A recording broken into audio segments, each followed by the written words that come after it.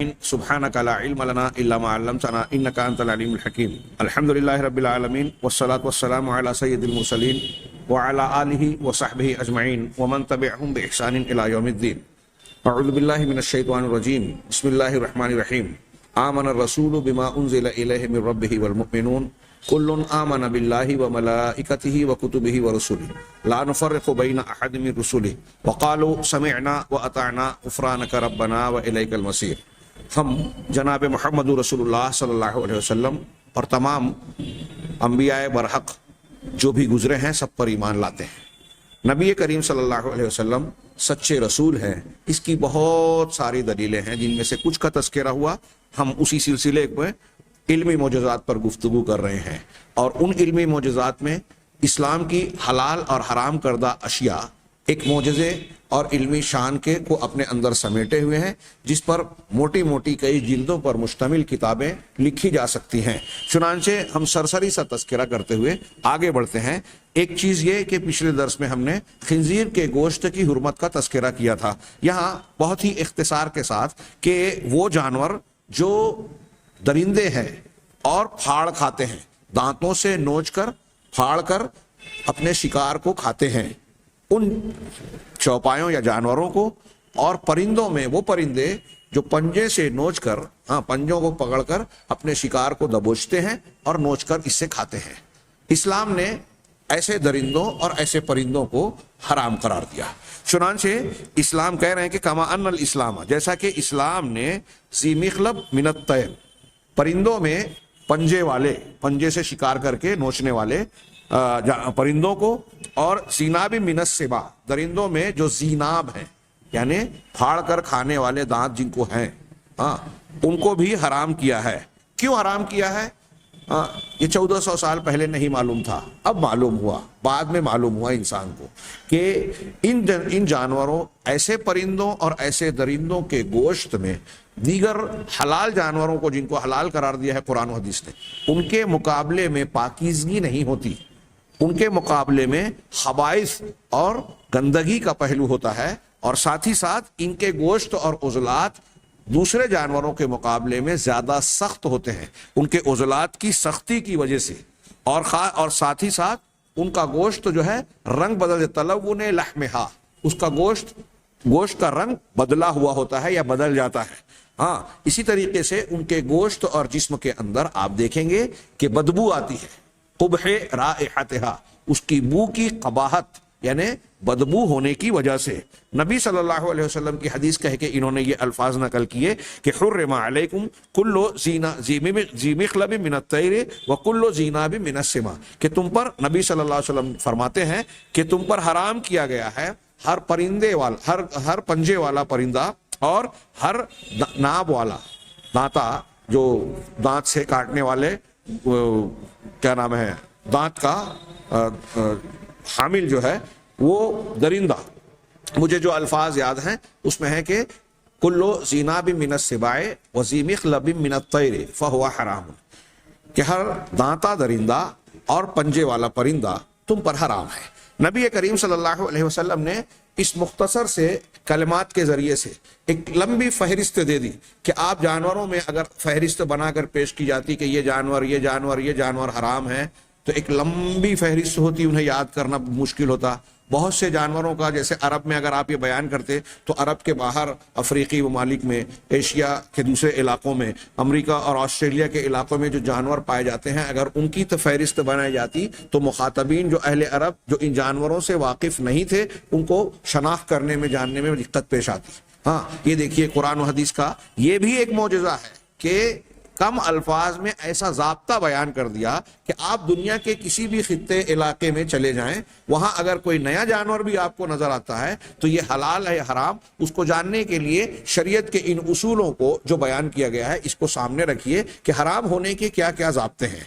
کہ اگر وہ جانور ہے تو دیکھا جائے کہ وہ درندہ تو نہیں ہے, دانت سے پھاڑ کر کھاتا تو نہیں ہے, اگر کھاتا ہے تو حرام ہے. پرندوں میں یہ دیکھا جائے کہ پنجے سے نوچ کر اپنے شکار کو کھاتا ہے, پھاڑتا ہے, تو یہ حرام ہے. ایک لمبی چوڑی فہرست کی بجائے دو جملے میں ساری باتوں کو سمیٹ دیا۔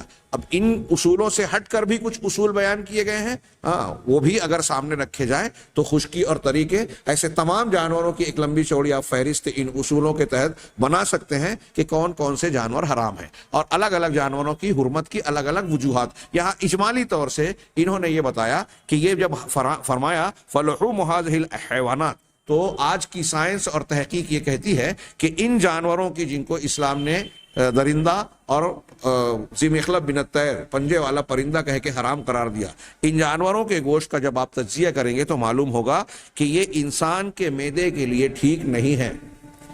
انسان کا معدہ اس لائق نہیں ہے کہ ان جانوروں کے گوشت کو ہضم کر سکے، جزو بدن بنا سکے، اس سے مفید مادوں کو حاصل کرے، بلکہ یہ انسان کے معدے کے لیے اور پورے جسم کے لیے نقصان دہ ثابت ہوتے ہیں، ہضم نہیں ہوتے، بدہضمی پیدا کرتے ہیں، بیماریاں لاتے ہیں۔ چنانچہ یہ انسان کے معدے کے لیے صالح اور ٹھیک نہیں ہے۔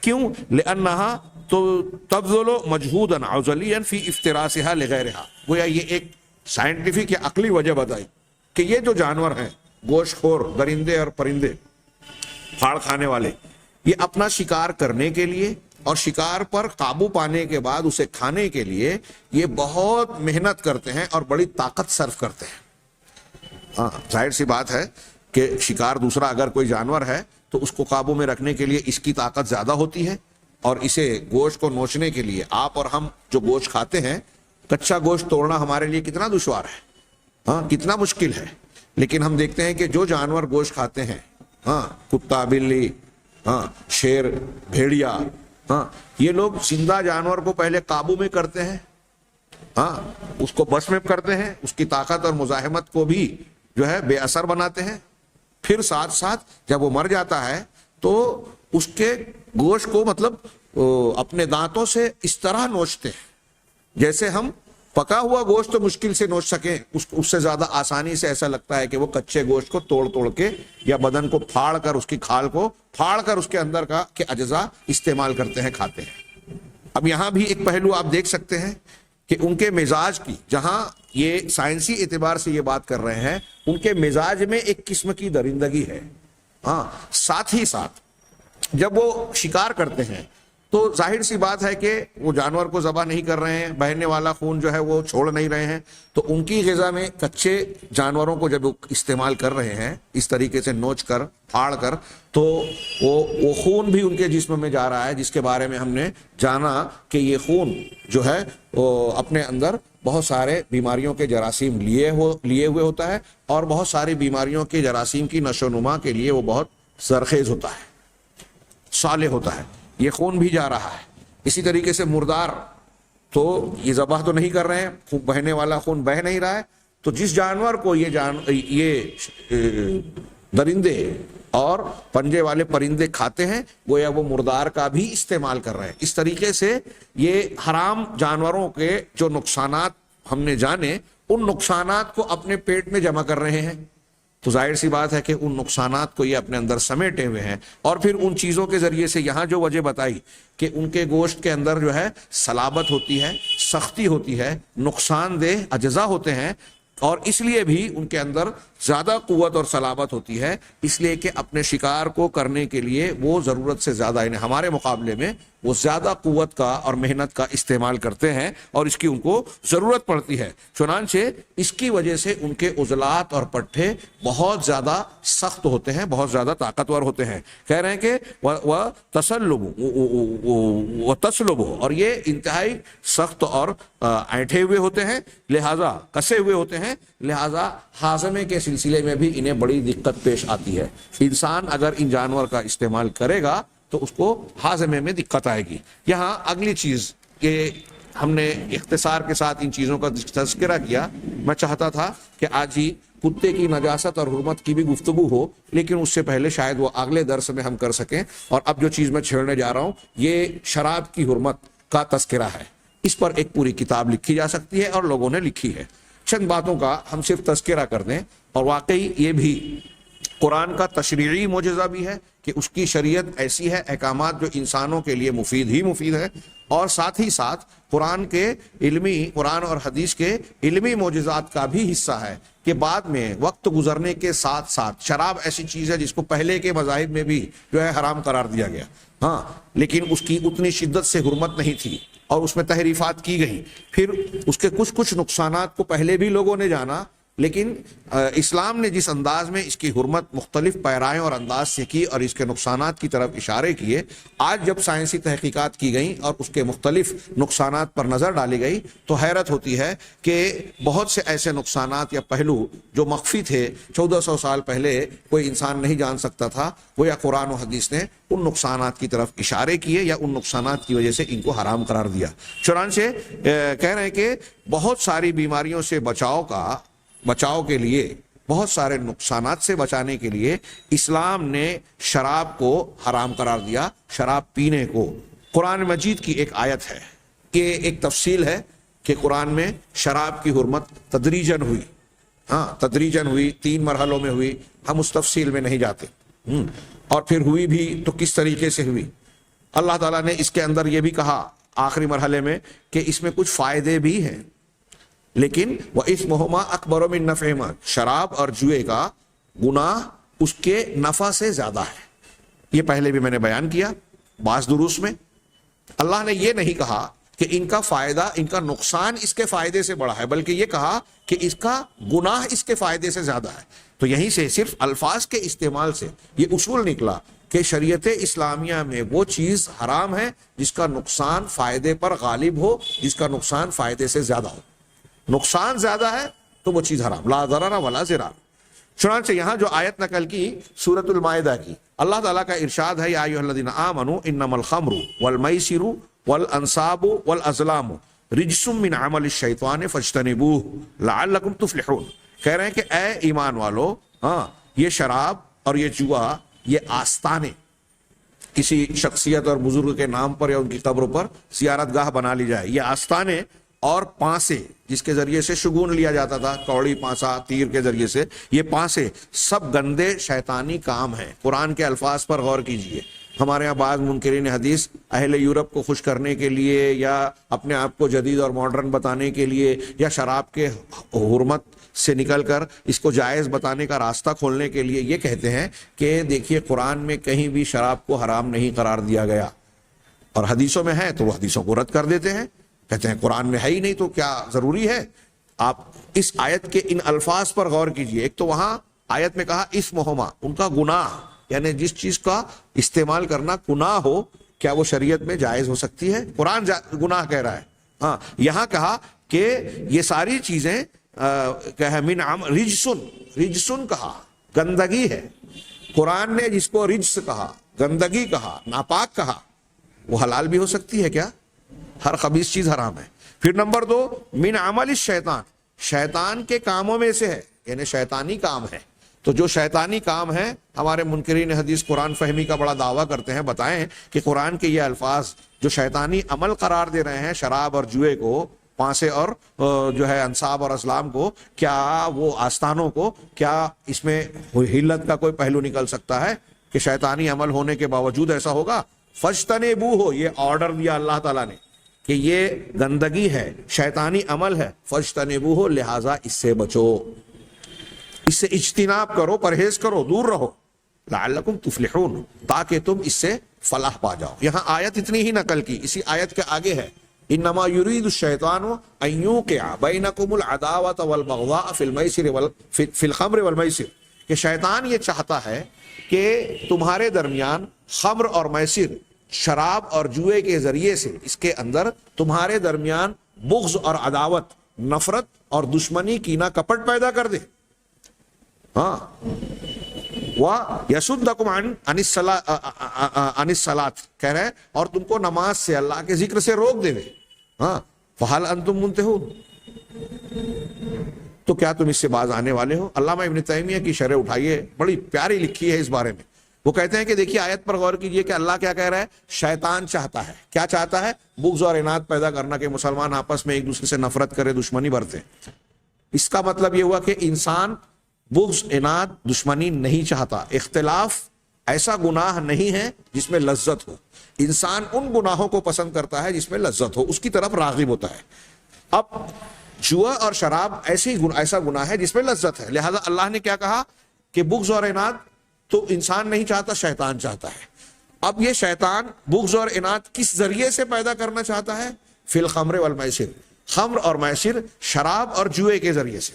اس کا مطلب یہ ہوا کہ انسان شراب اور جوئے میں مزہ اور لذت محسوس کرتا ہے تو اس کو اختیار کر بیٹھتا ہے، اور شیطان اس لذیذ گناہ کے ذریعے سے، شوخ گناہوں کے ذریعے سے اس کو ذریعہ بنا کر ان گناہوں میں انسان کو ڈالتا ہے نتیجے کے طور پر جو انسان پسند نہیں کرتا. یہاں ایک نقطہ یہ بھی نکلا کہ مسلمانوں کا آپس میں بغض اور عناد، نفرت اور دشمنی، یہ شراب اور جوئے سے بڑا گناہ ہے. کیونکہ ایک آدمی شراب پینے لگا، جوا کھیلنے لگا تو شیطان اس پر بس نہیں کر رہا ہے، بلکہ اس کو واسطہ اور ذریعہ بنا کر دشمنی میں، بغض اور عناد میں مبتلا کر رہا ہے. اس کا مطلب یہ کہ یہ تو کبیرہ گناہ ہے ہی، اس سے بڑا دشمنی ہے مسلمانوں کی آپس میں.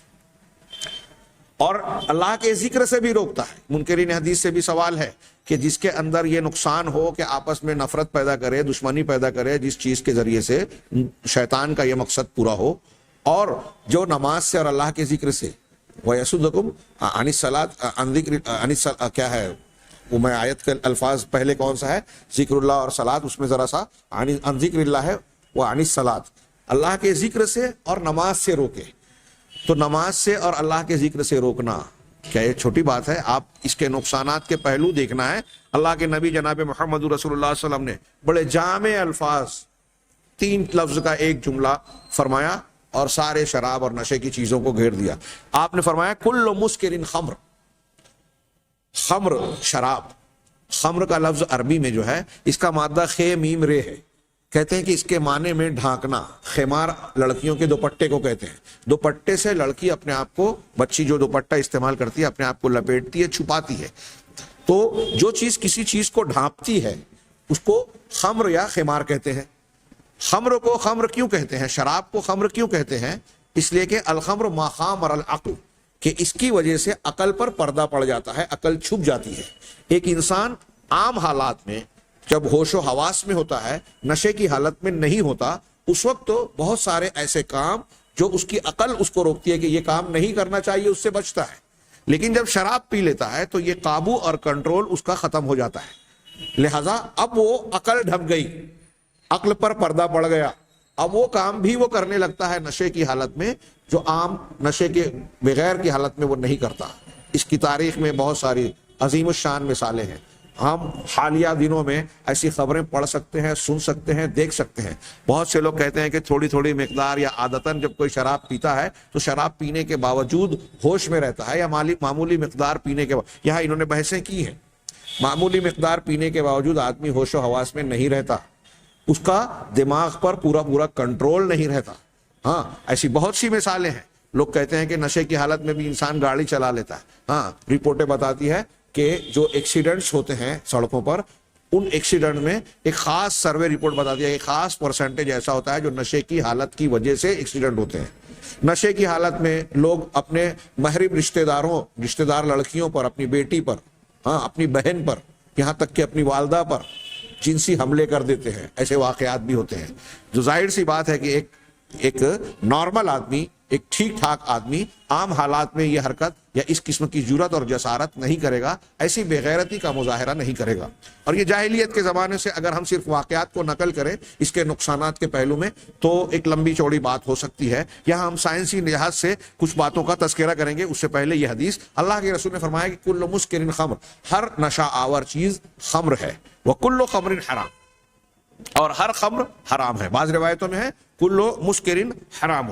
یہ جو روایت انہوں نے جو لفظ نقل کی یہ صحیح مسلم کی ہے. حدیث کی متعدد کتابوں میں صحیح سندوں سے یہ حدیث مروی ہے. اسی طریقے سے سنن ابن ماجہ اور دوسری حدیث کی کتابوں میں، صحیح ابو داؤد، صحیح الترغیب، صحیح الجامع میں علامہ البانی کی تصحیح کے ساتھ یہ حدیث موجود ہے کہ اللہ کے نبی صلی اللہ علیہ وسلم نے فرمایا کہ یقول لعن اللہ الخمر وشاربها وساقیها ومبتاعها وبائعها وعاصرها ومعتصرها وحاملها والمحمولة الیہا. شراب کے سلسلے میں اتنے لوگوں پر لعنت بھیجی، گویا نہ صرف شراب کا پینا برا ہے بلکہ اس کے عمل میں بنانے بیچنے یعنی کسی بھی طریقے کا حصہ لینے میں مددگار بننے میں اتنا ہی گناہ ہے۔ اللہ کے رسول اللہ تعالیٰ کی لعنت ہے شراب پر، اس کے پینے والے پر، ہاں اس کے پلانے والے پر، اس کے خریدنے والے پر، اس کے بیچنے والے پر، اس کے نچوڑنے یعنی اس کو کشید کرنے والے، اور جو چیز کشید کی جائے یا کشید جس کے لیے کیا جا رہا ہے اس کے لیے اس پر بھی جو ہے لعنت ہے۔ اس کے اٹھانے والے یعنی اٹھا کر جو لے کر پہنچا رہا ہے استعمال کے مقام پر یہاں سے وہاں، ہاں اس پر بھی اللہ کی لعنت ہے۔ اور وہ شخص جس کے پاس اٹھا کر لے جائی جا رہی ہے، کسی کو لا کر جو ہے کوئی سرو کر رہا ہے، اگر کوئی شخص قہوہ خانے میں سروس کر رہا ہے اور شراب کو سرو کر رہا ہے تو یہ حامل میں وہ بھی شامل ہے، اور جو شخص جا کر بیٹھ رہا ہے جس کو دی جا رہی ہے اس کے پاس لائی جا رہی ہے اس کے لیے بھی لعنت ہے۔ پینے والا ہے وہ بھی، یا جو خرید کر کسی تک پہنچا رہا ہے وہ بھی اس لعنت میں شریک ہے۔ اللہ کے نبی صلی اللہ علیہ وسلم نے شدت سے اس کی حرمت بیان کی کہ نہ صرف شراب پینے پلانے بلکہ اس کا بزنس کرنے، اس میں کسی بھی قسم کی مدد کرنے میں حصے دار بننا لوگ جائز اور کسی طریقے سے گنجائش والا کام نہ سمجھیں، بلکہ یہ سب حرام ہے۔ اگر آپ شراب کی خالی بوتلیں فراہم کر رہے ہیں کسی شراب کی کمپنی کو تو یہ اس میں شامل ہو جائیں گے، کسی بھی طریقے کی آپ مدد کر رہے ہیں تو آپ اس میں شامل ہوں گے۔ اسی طریقے سے اللہ کے نبی صلی اللہ علیہ وسلم کے قول کی حیثیت سے انہوں نے ایک روایت نقل کی کہ اجتنبوا الخمر فإنها مفتاح كل شر، کہ شراب سے بچو اس لیے کہ یہ ہر برائی کی کنجی اور کلید ہے۔ ہاں یہ روایت جو حاکم اور بہقی میں ہے، علامہ البانی نے اس کو حسن لغیرہ ہی کہا ہے، لیکن سنن ابن ماجہ میں حضرت ابو درداء رضی اللہ تعالیٰ عنہ کی ایک دوسری روایت ہے، اس سے ملتے جلتے الفاظ۔ وہ کہتے ہیں کہ میرے خلیل نبی کریم صلی اللہ علیہ وسلم نے مجھ کو وصیت کی، حضرت ابو درداء کہہ رہے ہیں، ہاں مجھ کو وصیت کی کہ لا تشرب الخمر، کہ شراب نہ پیو، فإنها مفتاح كل شر، اس لیے کہ یہ ہر شر کی کنجی ہے۔ یہ علامہ البانی رحمہ اللہ نے اسے صحیح قرار دیا ہے، اسے صحیح کہا ہے۔ خلاصہ بحث لمبی چوڑی گفتگو کے بعد اس کے علاوہ بھی متعدد روایتیں، قرآن کی آیتیں، نصوص پیش کیے جا سکتے ہیں۔ اس سلسلے میں حضرت عثمان بن عفان رضی اللہ تعالیٰ عنہ کا بڑا پیارا قول اور ایک واقعہ ہے جو حدیث کی کتابوں میں نسائی وغیرہ میں مجھے یاد پڑتا ہے موجود ہے۔ ہاں وہ یہ کہ وہ کہتے ہیں کہ شراب سے بچو، شراب سے دور رہو، اجتناب کرو، اس لیے کہ ام الخبائث ہے، تمام خبائث اور برائیوں کی جڑ ہے۔ نبی کریم صلی اللہ علیہ وسلم نے یہاں اس روایت سے ہٹ کے میں اور بھی ایک دو روایتوں کی طرف اشارہ کر رہا ہوں کہ نبی کریم صلی اللہ علیہ وسلم نے فرمایا کہ زانی جب زنا کرتا ہے تو زنا کی حالت میں وہ مومن نہیں ہوتا، چوری کرتا ہے چوری کی حالت میں مومن نہیں ہوتا۔ اس سے پہلے جملہ ہے کہ ولا یشرب کیا ہے خمر، ولا یشرب شارب الخمر وهو یشربها وهو مؤمن، کہ اگر شراب پینے والا جس وقت شراب پیتا ہے اس حالت میں وہ مومن نہیں ہوتا۔ یہ بخاری مسلم کی حدیث ہے، یعنی یہ حالت ایمانی حالت نہیں ہے، کفر کی حالت ہے۔ بعض روایتوں میں اس کی وضاحت ہے کہ شراب اور زنا کرتے ہوئے جب آدمی ہے تو اس کے بدن سے ایمان اس طرح نکلتا ہے جیسے قمیص جسم سے اتاری جائے۔ حضرت ابن عباس یا بعض سلف سے یہ قول منقول ہے کہ جب زنا آدمی کرتا ہے تو ایمان اس کے دل سے نکل کر ذلہ بن جاتا ہے، ایک سائے کی طرح الگ ہوتا ہے، اور جب وہ اس عمل سے فارغ ہوتا ہے تو اگر مسلمان اور مومن ہے بھی اور واپس ایمان اس کے جسم میں آتا بھی ہے تو اب پہلے کی طرح نہیں رہ جاتا۔ ہاں یہ قباحتیں ہیں۔ حضرت عثمان غنی نے کہا کہ یہ ام الخبائث ہے، اور اس سلسلے میں انہوں نے ایک واقعہ نقل کیا، کہا کہ پچھلے زمانوں میں ایک نیک اور اچھا انسان تھا، ایک اچھے خاندان کی صاحب حسن و جمال خاتون عورت، ان کا دل آ گیا۔ ہاں اس نے اپنی ایک کنیز کو بھیجا اور انہیں بلوایا کہ ہماری مالکن آپ کو شہادت کے لیے بلوا رہی ہے۔ یہ ان کے ساتھ چل دیے، نیک انسان تھے۔ اب جب کوٹھی میں مکان میں داخل ہوئے تو جیسے جیسے داخلے میں آگے بڑھ رہے ہیں اور دروازے سے داخل ہو رہے ہیں، ہر دروازہ بند کیا جا رہا ہے۔ جب اندرونی بعض کمروں میں پہنچے تو وہاں ایک خوبصورت حسن و جمال کا پیکر ایک لڑکی کو پایا، اور اس نے کہا کہ ہم نے حقیقت میں آپ کو شہادت کے لیے نہیں بلایا، بلکہ میں نے تمہیں اس لیے بلایا ہے کہ میں تم پر فریفتہ ہوں، پسند کرتی ہوں، لہذا تم میرے ساتھ ملاپ کرو۔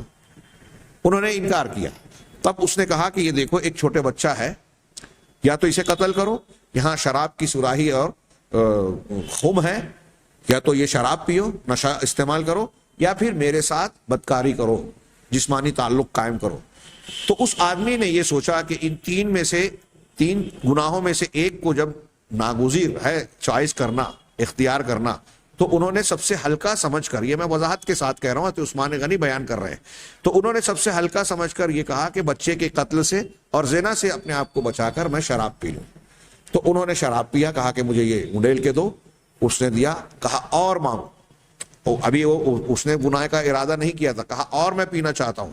اب جب تھوڑا نشہ آیا تو مزید اس نے نشے کے لیے اس شراب کو مانگا، شراب کو زیادہ سے زیادہ پیتا چلا گیا، اور جب اچھی خاصی مقدار پی کے نشے میں دھت ہو گیا، مست ہو گیا، جب ذہن و دماغ پر کنٹرول اور قابو نہیں رہا تو اس نے اس لڑکی کے ساتھ زنا بھی کیا اور اس بچے یا بچی کا قتل بھی کر دیا۔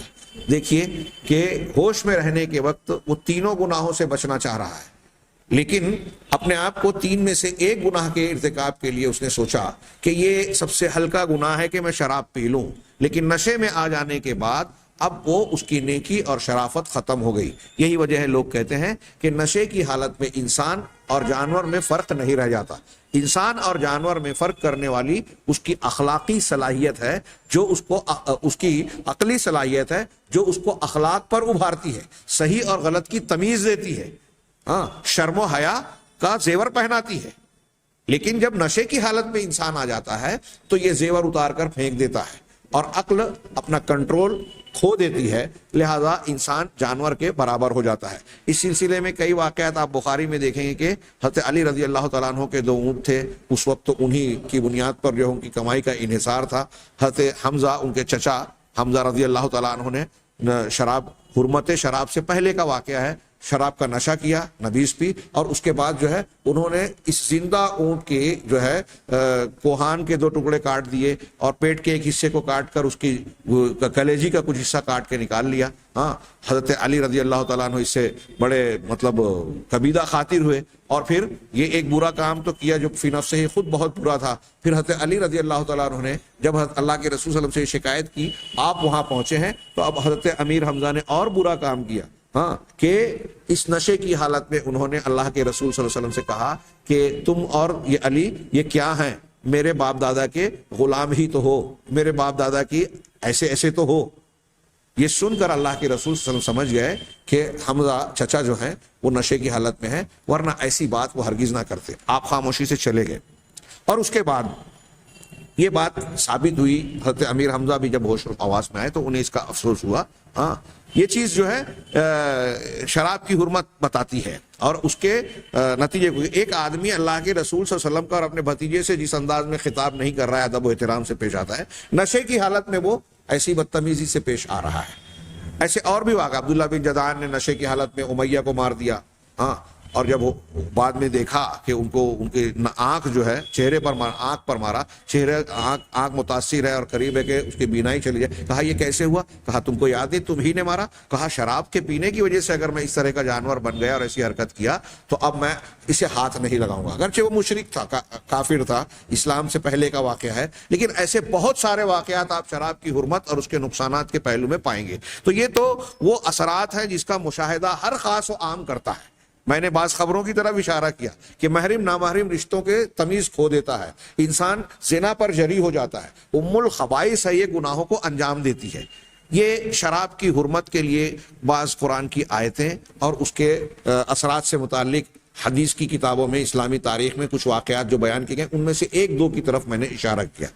وقت مکمل ہو چکا ہے، ہم آگے اس کا سائنسی اور علمی تحقیق کی روشنی میں قرآن و حدیث کا علمی معجزہ ہونا مطالعہ کریں گے انشاءاللہ۔ آج وقت مکمل ہو گیا، آئندہ درس میں ہم شراب کے ان بعض نقصانات پر گفتگو کریں گے جس سے آج سائنس کی دنیا آشنا ہو سکی ہے۔ اللہ تعالی ہمیں خیر کی توفیق دے۔ وآخر دعوانا ان الحمد للہ رب العالمین۔